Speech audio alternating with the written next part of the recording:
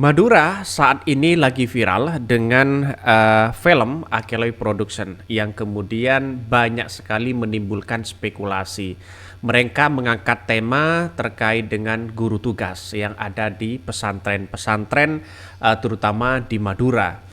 Menurut saya pribadi dalam beberapa film adegan-adegan seperti itu justru ya tidak memberikan inspirasi kepada masyarakat Madura. Justru ini malah sebaliknya. Bagaimana terkesan pesantren dianggap memfitnah hal-hal seperti itu begitu kan. Adegan-adegan seperti itu justru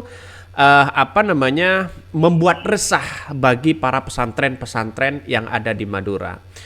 Sebenarnya kalau melihat dengan sebuah film yang kemudian dirilis oleh Akeloy Production ini, justru adegan-adegan itu yang kemudian yang menjadi bermasalah karena tidak semua guru tugas melakukan seperti itu.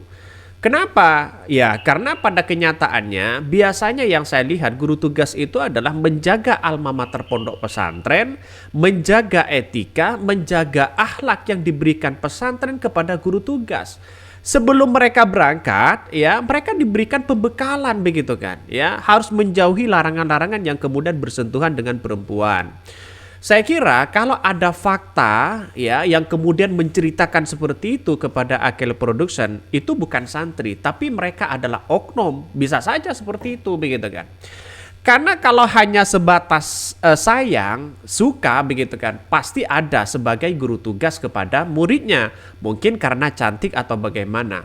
Tidak heran ketika ada guru tugas ya menikah dengan muridnya, ada juga guru tugas menjadi menantunya pijikitinya di situ ya. Jadi mungkin ini yang seharusnya kita angkat begitu kan, bukan mengangkat dengan sampai melakukan tidak senonoh seperti itu begitu. Dalam adegan-adegan itulah yang kemudian menjadi permasalahan yang sangat luar biasa. Bahkan para tokoh Madura, tokoh kultur budaya dan sebagainya, para kiai ya memberikan statement kepada Akeloy Production di situ bahwa realitasnya tidak seperti itu begitu kan, tidak sesuai dengan fakta. Nah, inilah yang membuat resah menurut saya pribadi, terkesan menfitnah ya kepada pesantren-pesantren. Lantas bagaimana tantangan ke depan? Kalau menurut saya pribadi, inilah sebagai hikmah dari dari film ini, bagaimana tantangan ke depan. Tapi bukan tidak mungkin ini akan terjadi pada tantangan globalisasi saat ini. Anak-anak muda begitu kan ya. Karena semakin semakin bebas jauh ya dari pondok pesantren, terus kemudian keluar mereka pengabdian menjadi guru tugas, mereka bebas pegang HP dan sebagainya. Padahal aturan di pondok pesantren itu ya dilarang guru tugas itu memegang HP di situ begitu kan. Maka dengan adanya film-film seperti itu begitu kan ya, kreativitas dari anak-anak muda, menurut saya pribadi jangan kebablasan ya. Kita harus angkatlah tema-tema yang beretika, tema-tema yang kemudian menjadi inspirasi. Seperti contoh misalnya ya dari film-film pendek banyak di Madura seperti Mata Pena dan sebagainya begitu kan. Bukan tidak mungkin Mata Pena itu bisa melakukan hal seperti itu karena mereka menjaga etika, mengangkat kultur dan budaya dan tradisi apa yang sering kita lakukan di Madura. Jadi kalau hal-hal seperti itu tidak senonoh begitu kan, seperti yang diangkat ini adalah guru tugas di situ begitu, saya kira mencerminkan bahwa pesantren ya tidak memberikan didikan yang baik kepada guru tugas. Nah, inilah yang menjadi spekulasi, walaupun ini sudah diklarifikasi berkali-kali begitu kan ya dari Akeloy Production. Mereka ceritanya katanya sesuai dengan fakta. Kalau menurut saya pribadi begitu kan ya, pesantren mana, guru tugas mana yang bercerita seperti itu begitu kan? Apakah aib pesantren ya diceritakan kepada orang lain? Tontonannya seperti itu apakah sesuai dengan fakta dan sebuah realitas? Dan ini menurut saya pribadi agak kacau pemikiran-pemikiran yang bercerita seperti itu. Justru mereka menjerumuskan pesantrennya begitu kan? Nah, inilah yang kita amati betul bahwa budaya pesantren itu harus kita angkat dengan etika yang baik begitu kan. Kalau seperti ini justru menjerumuskan bagaimana pesantren-pesantren yang ada di Madura. Saya kira dengan adanya film-film seperti ini begitu kan ya, ini sebagai pembelajaran ke depan ya, bukan tidak mungkin akan terjadi nuansa-nuansa seperti ini ya di era kebebasan globalisasi saat ini. Ya, tantangan ke depan bisa saja begitu kan. Tapi pada kenyataannya untuk saat ini adegan-adegan seperti itulah yang kemudian menjadi spekulasi. Ya, para penceramah, para tokoh semuanya resah dengan adanya adegan-adegan seperti ini. Ya, kita sebagai manusia tentu ya tidak lepas yang namanya salah di situ begitu kan. Walaupun sudah berkali-kali bahwa kisahnya adalah kisah nyata di situ, tapi ya kita lihat saja kisah nyata yang mana yang kemudian dipertontonkan, apakah tidak senonoh seperti itu? Apakah ada guru tugas yang melakukan seperti itu begitu kan? Ya, jadi saya sudah sering mengatakan bahwa kalau suka kepada muridnya iya, dan bahkan menjadi suami istri ya ada begitu kan ya. Tapi kan tidak sampai segitunya begitu guru tugas itu begitu. Jadi kalau memang ada yang kemudian bercerita seperti itu justru menjerumuskan kiainya, menjerumuskan santrinya di situ, menjerumuskan pesantrennya di situ begitu. Sehingga tidak mencerminkan sebagai akhlakul karimah. Jadi saya kira bahwa konten-konten seperti itu begitu kan ya, kita harus buang ya dengan adegan-adegan seperti itu. Oke lah, kalau kita mengangkat suatu peristiwa asmara misalnya antara murid dengan guru tugasnya, misalnya akibat karena mereka ingin menikahi muridnya, ada seperti itu begitu kan. Itu yang seharusnya kita angkat biar guru tugas itu tidak terjerumus bagaimana dirinya bisa menikah dengan muridnya begitu kan. Ya, maka secara etika itu tidak baik begitu kan ya. Justru mereka kalau menikah dengan muridnya ya, marwah dari seorang guru tugas itu sudah luntur mereka. Bisa saja dianggap di desanya begitu kan, di di tempat tugasnya bisa saja dianggap sebagai ya biasa, bukan ustadz lagi di situ. Jadi saya kira inilah yang harus kita cegah bersama bahwa etika itu penting ya. Etika itu penting, bagaimana budaya-budaya di pesantren, bagaimana moralitas ya harus kita bangun para guru tugas. Saya kira sekarang ini guru tugas mulai agak resah sebenarnya melihat konten-konten seperti ini. Karena kenapa? Karena guru tugas ya saat ini lagi membangun dan mencerminkan bagaimana pesantren ya dilihat kelihatan keren, membangun bagaimana ya guru tugas ini agar tercipta atau bisa dikatakan sebagai pencitraan luar biasa begitu kan untuk membanggakan pesantren di situ. Jadi saya kira video-video seperti ini harus kita buang, harus kita cut begitu kan ya, bukan di take down dan sebagainya, kita cut ya adegan-adegan seperti itu. Maka saya kira kalau soal asmara begitu kan ya boleh-boleh aja di situ, tapi disesuai dengan sebuah realitas, tidak sampai pada adegan-adegan yang kemudian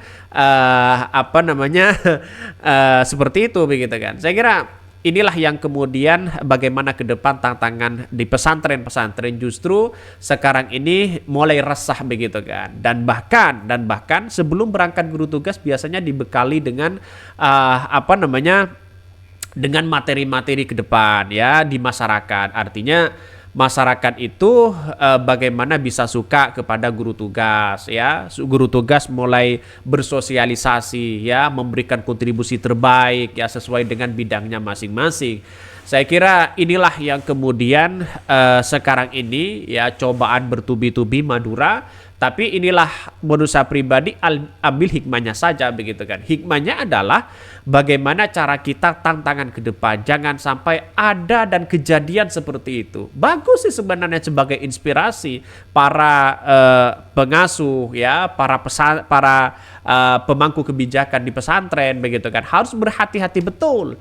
Karena yang dilihat itu bukan orangnya. Ketika guru tugas melakukan yang tidak senonoh, melakukan hal-hal yang negatif di situ begitu, maka yang dibaca di situ adalah pesantrennya. Pesantren mana mereka ya? Ya bisa saja ini akan menjadi bumerang begitu kan ya. Karena nampaknya yang dibaca itu adalah pesantrennya ya, dianggap tidak mendidik, dianggap tidak punya akhlak dan sebagainya. Karena saya sebagai pernah menjadi guru tugas ya, menjaga betul nama baik pesantren. Menjaga betul ya bagaimana etika dan akhlak di situ begitu kan, untuk menciptakan bagaimana ya guru tugas itu dikenang, wah ini pesantren ini wah etikanya luar biasa, baiknya luar biasa, pinternya luar biasa, dan tentunya gantengnya luar biasa. Dan inilah yang dibaca di masyarakat begitu kan. Maka sebagai bentuk apa namanya, sama-sama konten kreator begitu kan ya kepada Akelo Production, maka adegan-adegan seperti itu kita cut ya. Kalau bisa angkatlah tema-tema yang sesuai dengan faktual begitu kan, dengan sebuah realitas bagaimana guru tugas itu bisa menikah dengan muridnya, bisa menjadi apa namanya menantu PJKT-nya begitu kan ya. Itu yang kita angkat karena sesuai dengan sebuah realitas di situ. Justru inilah tantangan ke depan, bagaimana keislaman atau apa namanya etika itu harus benar-benar diterapkan ya di masyarakat. Apalagi yang kita hadapi guru tugas itu adalah masyarakat awam begitu kan. Salah dikit saja mereka wah bisa kacau, mereka bisa berurusan dengan panjang begitu kan. Maka tantangan ke depan seperti itu harus kita amati betul. Artinya apa? Artinya kalau ada guru tugas yang melakukan seperti itu dan bercerita seperti itu, ya mereka bukan guru tugas tapi oknum. Ya bisa dikatakan ya guru tugas ecek-ecek.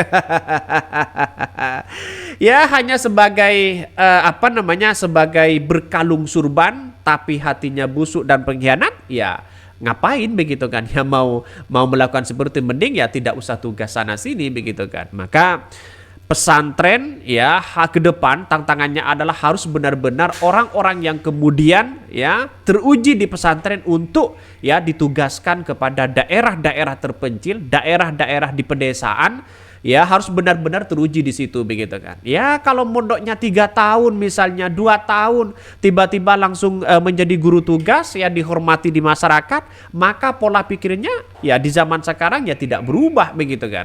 Minimal ya maksimal minimal adalah 6 tahun kita berada di pondok, baru kita merasakan bagaimana merasakan Safinah Sulam Bidayah, terus kemudian bagaimana mereka mengaji kitab-kitab kuning dan sebagainya, akhlak kita perbaiki dan sebagainya begitu kan. Maka sangat disayangkan begitu adegan-adegan seperti itu. Tapi cerita ini semua begitu kan sebagai hikmah saja ke depan. Ya, nanti bukan tidak mungkin dari PWNU ya akan memberikan statement seperti itu. Karena pesantren-pesantren tidak hanya di Madura, banyak pesantren-pesantren di Nusantara ini begitu kan ya memberikan pengabdian kepada desa-desa itu begitu. Ya, di pesantren di Madura banyak yang kemudian ditugaskan atau pengabdiannya di Papua misalnya, ya di luar kota dan sebagainya. Saya kira inilah tantangan ke depan sebagai guru tugas, kita harus waspada dengan hal-hal seperti itu. Jangan tergoda pada apa namanya kecantikan para muridnya. Jadi ya memang sih di daerah-daerah itu ada murid yang mungkin cantik ya, jangan sampai seperti itu. Walaupun toh pada hakikatnya muridnya adalah cantik, suka kepada ustadznya, jangan sampai seperti itu. Kalau menurut saya pribadi ya, kalau setelah purna tugas ya silakan mereka mau menikah dengan muridnya, kayak mau menjadi apa namanya menantu PJKT-nya, kayak terserah di situ begitu kan. Tapi jangan sampai ya pas berlangsung pengabdian melakukan hal-hal seperti itu. Itu sangat meresahkan sekali dan bahkan itu punya dampak luar biasa. Banyak guru-guru tugas yang kemudian dipulangkan akibat mereka tidak sesuai perilaku mereka ya di apa namanya di realitas apa namanya pedesaan itu begitu kan. Ya mungkin salah satunya tidak sesuai dengan bidangnya, banyak yang dipulangkan ya dikembalikan ke pesantren itu. Ada yang kemudian berpacaran misalnya ya dipulangkan.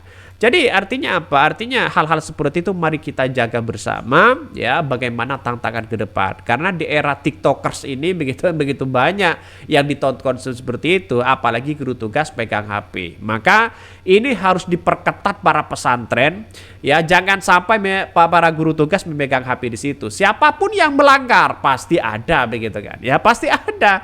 Tapi bukan tidak mungkin ya orang-orang yang pegang HP seperti itu begitu kan ya, orang-orang yang kemudian nekat betul begitu. Padahal larangan di pesantren itu ya larangan yang menjadi apa namanya, menjadi peringatan keras begitu kan. Kalau dilarang oleh pesantrennya, oleh pengasuhnya, ngapain kita harus melanggar seperti itu? Saya kira ini yang terakhir adalah saya sampaikan kepada para anak-anak muda ya, para konten kreator terutama dari Akeloy Production ya, silahkan mereka membuat konten-konten yang memajukan dan memberikan inspirasi dan etika yang baik keislaman kita ya, bahkan mengangkat tema-tema budaya yang ada, karena saya mengikuti begitu kan. Baik sebenarnya, bagus sebenarnya dalam beberapa film-film yang dibuat oleh mereka, tapi satu sisi ini mungkin ya kebablasan ya, akibat apa namanya, ada adegan-adegan yang kemudian tidak senonoh yang kemudian dipertontonkan. Sebenarnya alur ceritanya ini bagus kalau memang mereka ada guru tugas lah, suka dengan muridnya, lalu kemudian mereka menikah di situ begitu, itu bagus kalau diangkat. Itu sesuai dengan sebuah realitas. Apalagi menikahnya dengan PJKT-nya, dengan pengasuhnya yang ada di desa-desa itu begitu kan, atau di tempatnya itu semakin memunculkan apa namanya, inspirasi di situ. Oke, ya mungkin itu yang kami sampaikan ya. Tonton terus channel Hot dari Podcast Rakyat ini karena ada berita-berita menarik dan viral setiap harinya. Salam para netizen, salam inspirasi bagi kita semua. Jangan lupa di subscribe di YouTube dari Podcast Rakyat ini.